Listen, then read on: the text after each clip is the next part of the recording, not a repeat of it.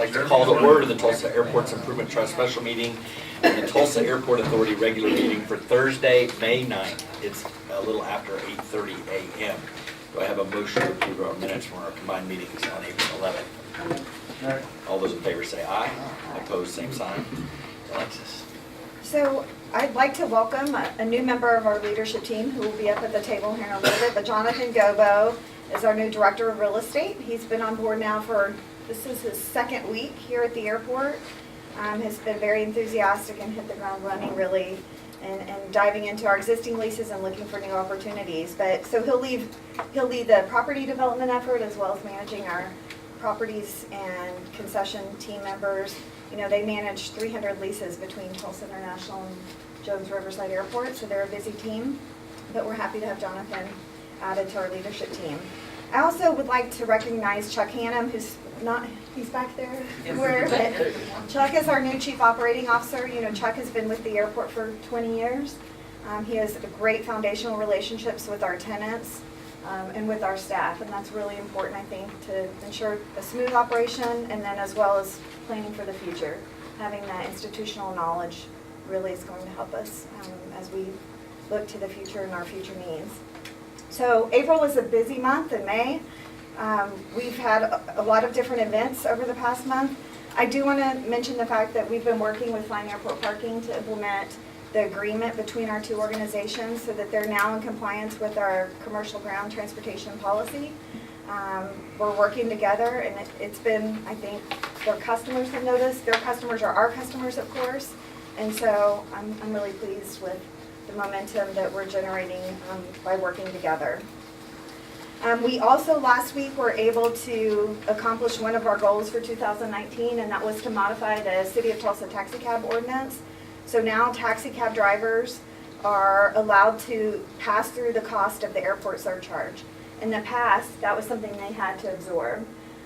We want to bring that airport fee up to $2 so that they're paying the same rate as our Uber and Lyft drivers, but we did not want to do that until they were able to pass that fee on to their customers.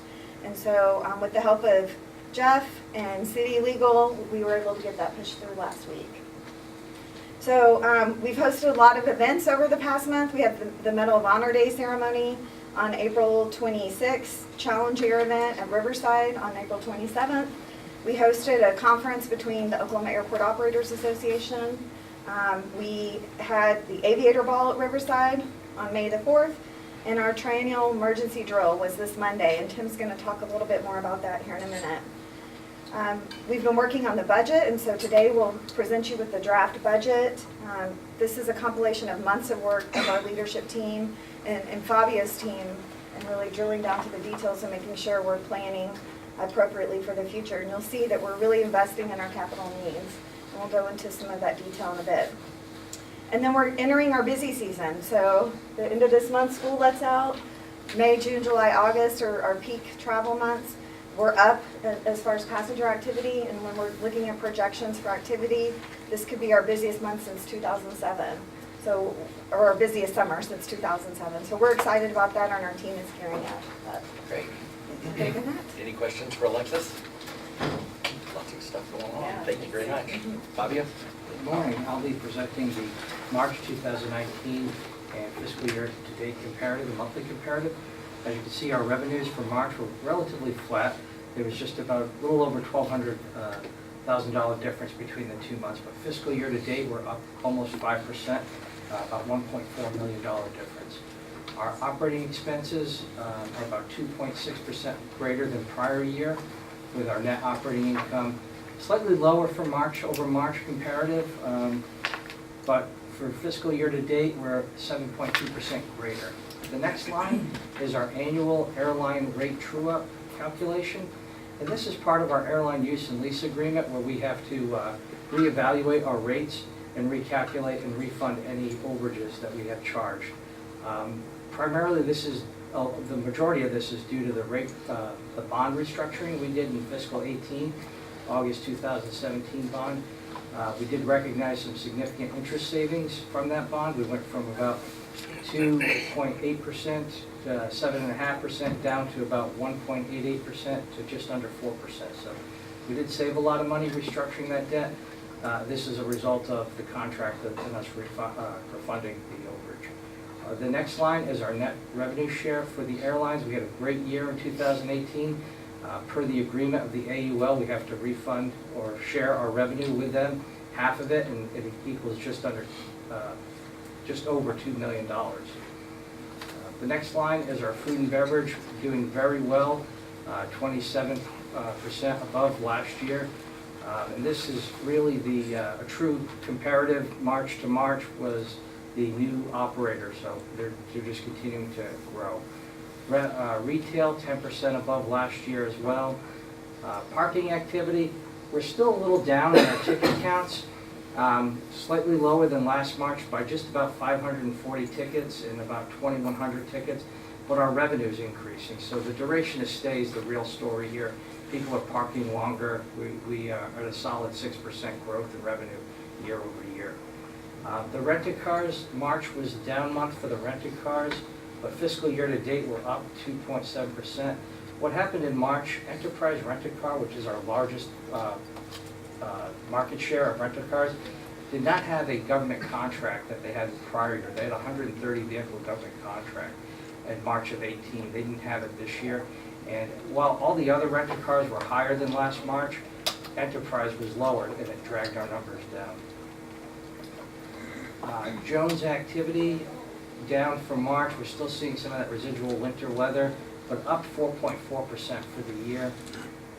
Fuel flows for Jones are down for the month of March compared, but up 3.4% from prior year. Employment's doing very well here at TUL, 7.5% greater than last year. In plane cargo, they're still feeling the effects of the trade tensions. It's not going to get any better. We're looking at raising it from 10 to 25% on Chinese imports, so that's going to really hamper the air cargo. But we're up 1.3% year to date. Passenger and plane weights are up 6.2%, and cargo flat for March, but up 5% for the fiscal year. Any questions? Questions for Fabio? Very good. Emergency management report. Good morning.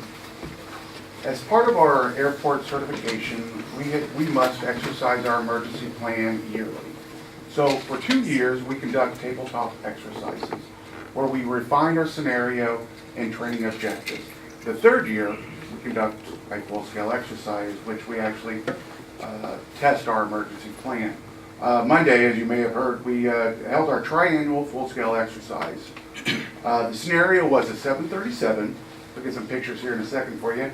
The scenario was a 737 while on approach to land impacted a vehicle that was on the runway, causing numerous casualties.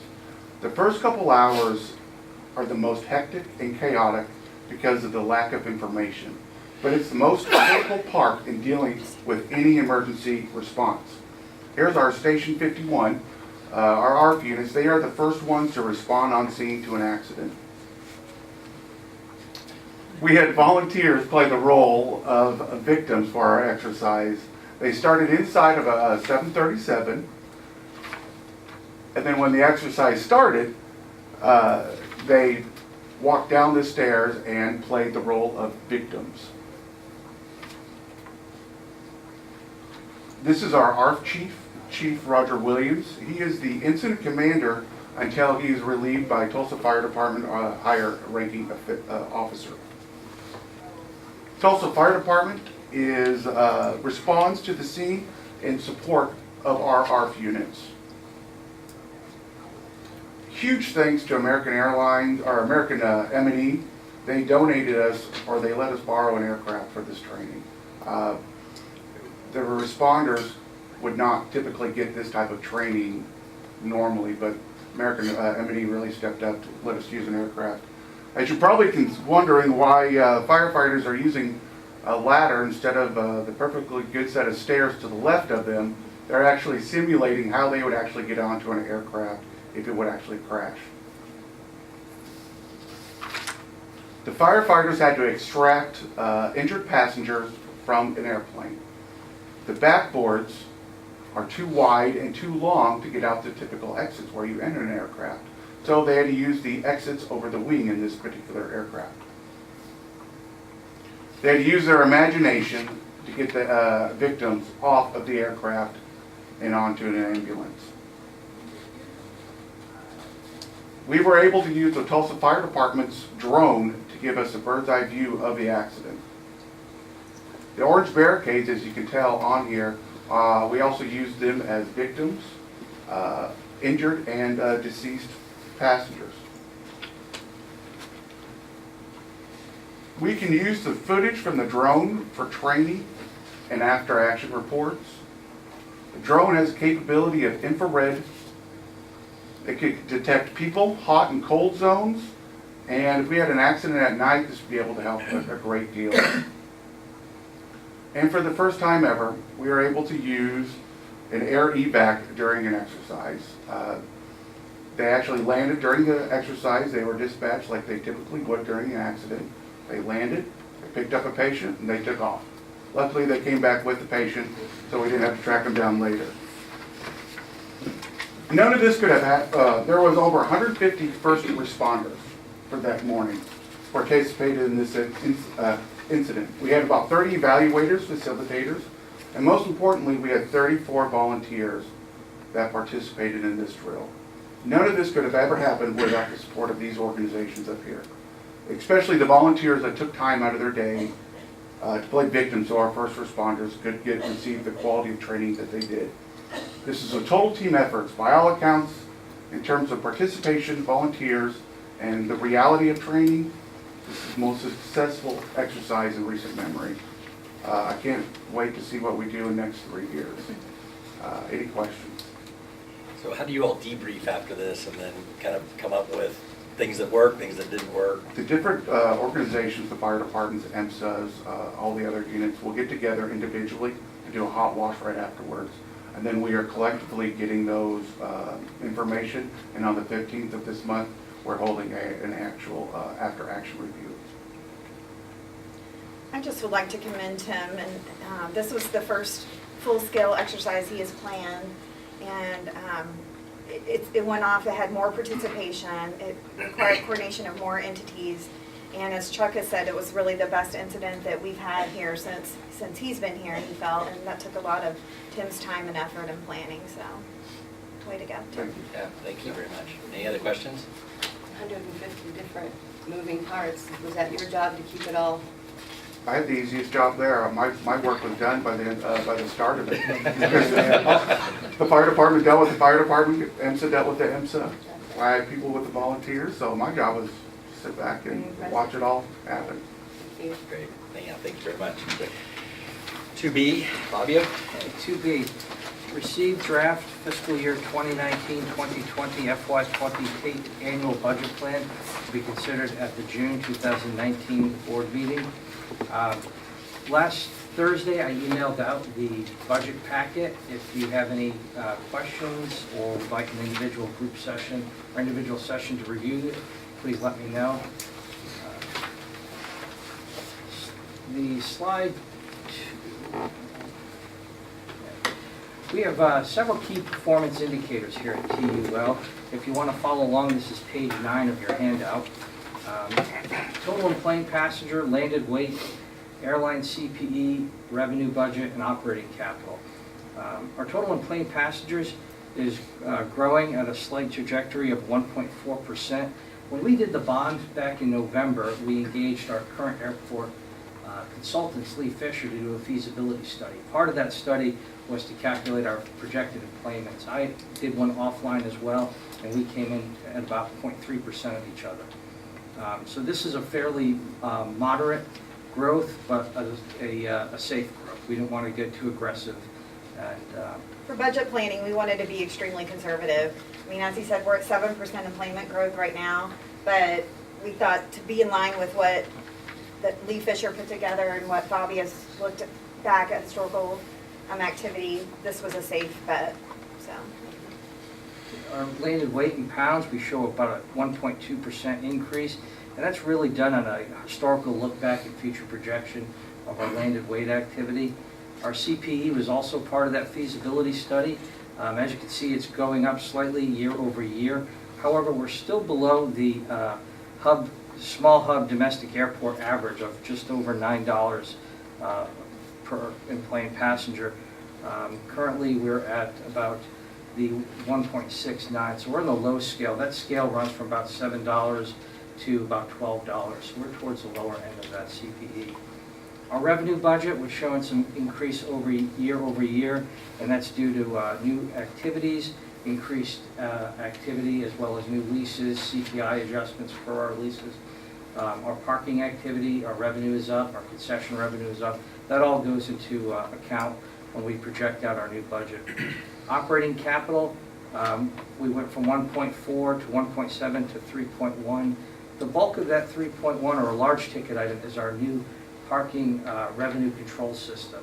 Our current software is about 10, 20 years old, probably more closer to 20 years old.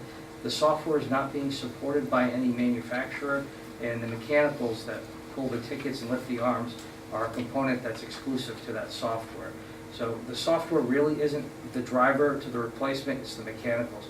We can't get the parts, we're taking parts off of other machines that we have in storage and kind of fixing them as we go. So part of our new parking contract, we're working with Laz Parking to put together a proposal for new software, and once we get that, we'll review it and go out to bid for software and mechanicals for the garage. Jones, our indicators are slightly different at Jones. We're using our number of enplanements and again, a historical projection, historical review and future projections used to calculate that increase. Fuel flows, we calculated it slightly lower than prior year. We're just noticing that trend. It's the Jet A fuel that's really causing it, our downward trend in fuel sales at Jones. Our avgas is up, but our jet fuel kind of sells more volume, so it's kind of pulling the needle downward. Revenue budget, slightly level, just a little higher in 19 and lower in 20. And we factored in 19 some revenues from our self-fueling station that never happened. And you'll see that carried in the fiscal 18 operating capital budget and 19 as well. It just became too cost prohibitive for us to pursue that project. 20, we just have a few small mechanical items in there for the capital. Next slide is page 10 of your handout. And this is really a good summary version of our budget. The beginning cash balance, that's what we need to kickstart the new fiscal year. Typically, we've needed about $3 million. This year, we're just under $2 million. And that's primarily due to the bond issuance that we did in last calendar year. That alleviated our needs, our revenue needs, by having that funds to do those capital projects. We have almost $20 million worth of capital projects that we're doing, so it alleviates the need for revenues. The next line is our PFC, CFC debt service. We do not budget PFC debt. We do not budget PFC revenues. We do budget CFC revenues, and we take a net of the two, CFCs and PFC, CFC revenue, CFC debt, and add it to our PFC debt to get the $5.4 million. And then our total revenue is about $41.9 million for total resources needed of $49.4 million. Our operating budget, slight increase over last year by about 5.5%. Debt service, slight increase, and that's primarily due to the nearly $20 million bond that we added to that. And our operating capital, this is a combination of our CIP, FAA approved CIP, and our capital purchases, $2.3 million. And the real driver there is the projects that we pushed to the bond that we don't need private funding or personal funding for. The next slide is page 11. This is just a real high-level look at the buckets of our revenue and expenses. Total revenues, $41.9 million. Personal services, this is basically our wages, municipal pension contribution, group medical insurance, and anything else that goes into running a business with people. $12.5 million 9% higher than last year. And that is really due to the fact that we've finally been able to bring all of our employees up to market. We had several employees that were below market. It took a 5-year process, but now we're happy to say that everybody is within market. We did do a 2% cost of living adjustment for our all TAIT employees. We do have some pension. Once you raise the payroll, the pension goes up, and so do our taxes. We do also have a factor of 5% built in for health insurance. We did see a decline last year of about 10. However, with the activity, it'll go up slightly, so we're projecting hopefully about 5%. It's a good swag number for us. The non-capitalized equipment makes up the materials and surplus. That's slightly down. Our other services, that's our real R&M, janitorial, professional consulting, our fire payroll, insurance, other items that we use to run the airport. That's up slightly by 3%. Total budget, operating budget, $25.7 million, capital 3.3. We net out our debt service of 11.4 for a remaining budgeted estimate of $1.4 million. The next slide is page 12 of our packet, and this just kind of highlights the buckets of our revenue. We have 38% is parking and rental car revenue, 23% of our revenue is airfield, 14% is terminal airline revenue, 8% is food, beverage, and advertising. Just kind of tells you where our revenue sources are coming from and which ones are the real drivers in our revenue. Next slide is a high-level look at our capital purchases. And to get a better detail, if this is page 15 of your packet, if you'll skip to 16 and 17, those will tell you the itemizations. Again, we have that $1.7 million. The large number there is our parking revenue control system, followed by a bag belt system upgrade, fire alarm for the terminal upgrade, and our ABRM contracts and revenue software, which needs to be upgraded as well. Another large ticket item is our customer experience. The customer experience is primarily building maintenance, and they're doing some replacements for a PC air replacement, 2 units at $220,000, and security system upgrade as well for $140,000, and new furniture for the Schwab Hall to go along lines with our renovation. We do have some vehicles and equipment in this budget. It's important for me to let you know that our vehicle maintenance services over 200 pieces of equipment, and that includes our fire trucks, all of our rolling equipment, heavy equipment, light equipment, mowers. Those guys really do a great job making sure that we keep things moving and are cost effective. The other large item here is our airfield operations, electrical, and we have about an engineer's estimate for a $200,000 light vault generator replacement for the airfield. And the next large item is our landside parking. Now typically we try to maintain a fleet of 12 shuttle buses, cycling out the oldest vehicles first. However, this year we had a transmission failure in an 09 bus that had just under 200,000 miles on it. And we have to factor in hours as well, so using fleet math, it had almost 400,000 miles on that bus. So replacing the transmission really wasn't a wise use of our money, so we're going to surplus that vehicle. And then we had a 2015 that was involved in an accident in our shuttle lot. A traveler hit our bus, forcing it to another vehicle, totaling our bus, so we're replacing that vehicle. Then we're also purchasing some snow removal equipment. In the past, we've had the parking operator own that equipment. We got together and made a decision that it would be better for TAIT to own and maintain that equipment. And we have about $131,000 budgeted for various snow pieces of removal equipment.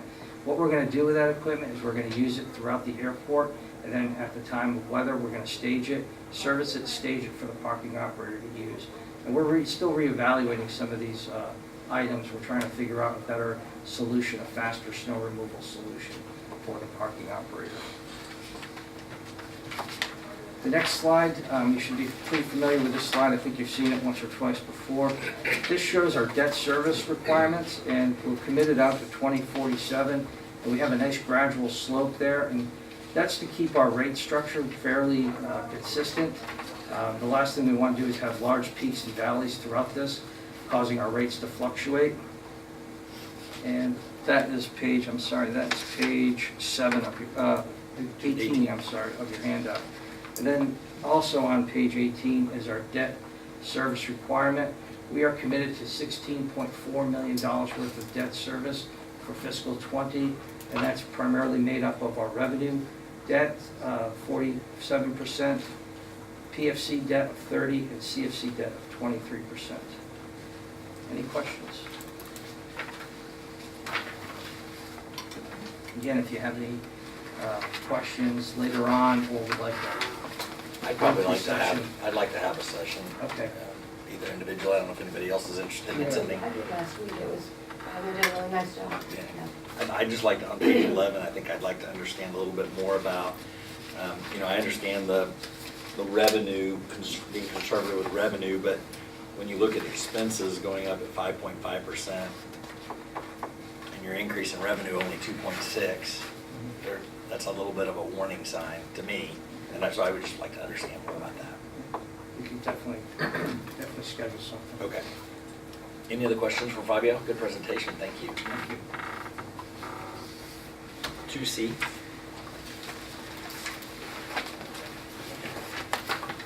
Leah's gonna take that Oh, one. sorry, taking notes. Yeah, that's fine. 2C, approve memorandum of understanding MOU between the City of Tulsa and TAIT regarding allocation of airport revenues to the city for services performed by the city in support of the airport for fiscal year 2019-2020, and the amount of $51,804 effective June 1st, 2019. This MOU represents the amount paid to the city for actual support services of the city clerk, mayor, mayor's office, city council, limited human resource services for the MERP administration, limited finance, surplus property services, and which are all allowable under the FAA revenue use policy and federal grant insurance. Management recommends approval. Questions? Second. All those in favor say aye. Opposed? You recused? Okay. So I have a first and a second. All those in favor say aye. Opposed, same sign, and we have one recusal, please. Pardon? And I'm voting yes. 2D. So, go ahead, Pat. Do you Glad want me came to up. take that one? Yes, please. Good morning, everyone. Item 2D is received for initial consideration the revisions to our TAIT Human Resources Policy Manual. So on Tuesday, we emailed out the red line version of the policy changes as well as a summary of the changes. I believe you have a tab in your book for those also. Just asking you to receive them now for your review, and then they'll be approved at the June meeting. If you have any questions in the meantime between now and June, please give me a call. Appreciate the summary. Any questions for Patty? Nope. Okay. We need a motion to receive them. Not at all, not at all. Lisa? Yes, yes. Anybody? Do we need to vote on receiving them or not? I don't think we do. 2E. All right, approve a renewal contract for airport access auto liability insurance coverage with Mid-Continent Casualty Company through Insurica for 1 year. This is a renewal option. This is the last. Next year we'll have to go out again. The annual premium will be $27,674. That's the lowest it's been in 5 years. This insurance covers all off-premises vehicles. Our deductible is $175,000 for this, which is what we've been covering for a long time. Any questions for Jeff? Move approval to All those in favor say aye. Opposed, same sign. 2F. So 2F is to approve an airport construction compensation agreement with Zico and Zico Hangar 31 in an amount not to exceed $60,000. This is to provide them for compensation associated with our Taxiway Juliet rehab project that is going to kick off next week. When our design engineers were putting together the plans for this project, there was not an occupant in Hangar 31 that had an aircraft. we, as part of the design process, knowing, for instance, at Taxiway November, where Hangar 80 is kind of in the middle there, we needed to provide access to that area as long as possible, and so they've accommodated that. American will have a period of 2 weeks that they will not have access to that hangar out of the 120-day lifespan of the project. The same is true up at US Aviation, which is Hangar 99. We are accommodating them by providing access the entire time throughout the reconstruction of the project. So once we knew Zico had a plane in the hangar, we started looking at, Frank's team started looking at alternatives. So how can we provide access? What alternatives would they have? They looked at, could we tug the plane on Perimeter Road and get it to a taxiway? They looked at, can we build a temporary access point, a temporary taxiway? And the cost for that was, what? $250,000. You got a low spot right there. Yeah, that became the other operational issue. Can a tug actually pull a plane up a hill and, with that grade? And so after talking with Zico and looking at alternatives, the best solution that we could find, the most cost-effective solution, was to have them hangar the aircraft in another hangar temporarily during the project construction.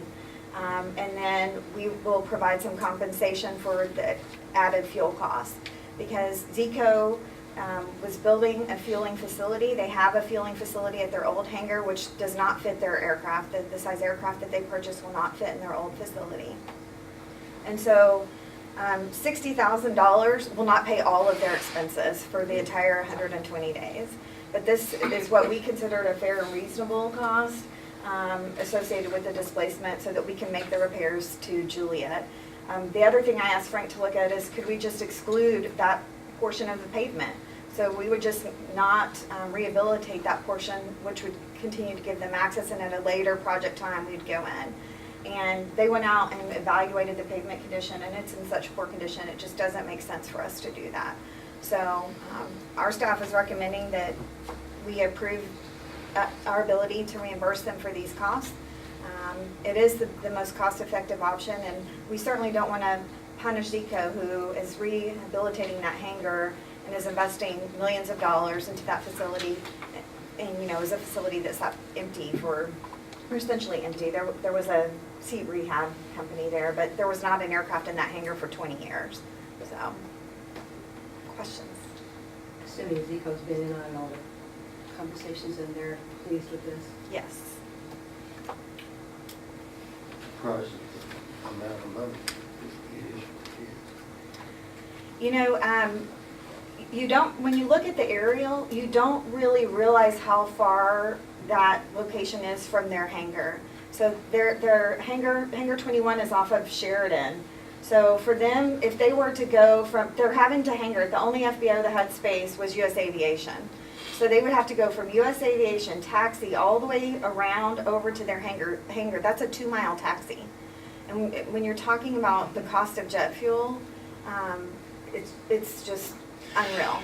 And so what we're doing is paying for the difference in the cost of jet fuel. So they won't have to necessarily taxi around. They'll shuttle their customers from Hangar 21 over to US Aviation hangar during the construction period. So, and then they'll fuel at US Aviation, but because US Aviation is an FBO, the fueling cost is more expensive than if they were able to sell fuel on their own.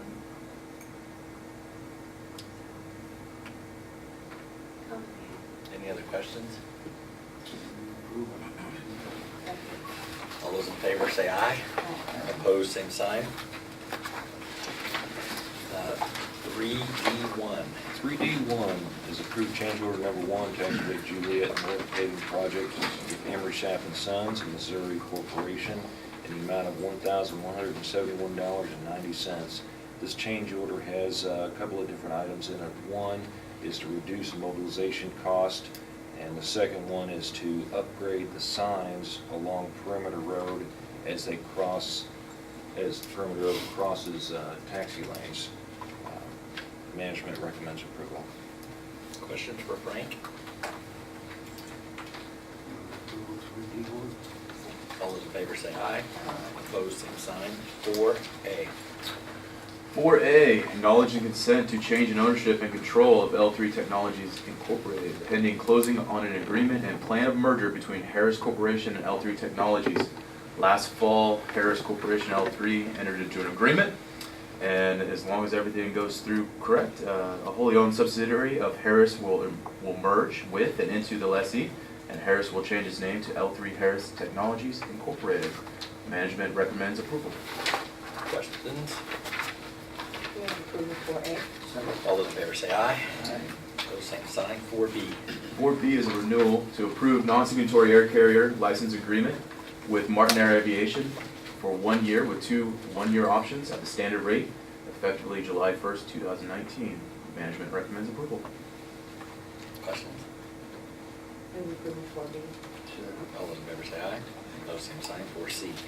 4C is actually a new tenant to approve cargo facility sublease agreement, cargo building number 2 with DAL Global Services for 5 years with 1 5-year option effective June 1st, 2019. DAL Global Services will repair and recondition ground equipment. Management recommends approval. What ground equipment are we talking For airline, Delta. for Delta. about? All those in favor say aye. Opposed, same sign. 4D. 4D is approve amendment number 3 to rental car concession agreement with the following rental car companies: Avis Budget, EAN Holdings, Hertz Group. This amendment will return to the original flex space location on the second level of the garage prior to the parking canopies project. This amendment will also allows for an increase in the number of flex spaces from 84 to 112 total at a rate of $1.65 per space per day through the end of the initial term in 2022, plus the 3 option years extending through 2025, effective May 1st, 2019, and all of that will be based on revenue share. Management recommends approval. Market share. Or market share, I'm sorry. Any questions? Okay. Move approval for B. Second. All those in favor say aye. Opposed, same sign. 4E. 4D, I'd like to combine 4E and 4F, and that's approve and acknowledge the consent to name change from Daniel F. Carey to Daniel F. Carey and/or Linda J. Stock for the 2 different lot and blocks they have at RVS, and management recommends approval. Questions? What about F? We'll take those together. Yes, for E and F. Move approval, E and F. Or E and F, I'm sorry. Yes, 4D. All those in favor say aye. Aye. Opposed, same sign. Any other TAIT business? Seeing no other TAIT business. Any TAA business? Seeing no TAA business. Do I have a motion for adjournment? So moved. All those in favor say aye. Aye. Opposed, same sign. We are adjourned. Thank you all.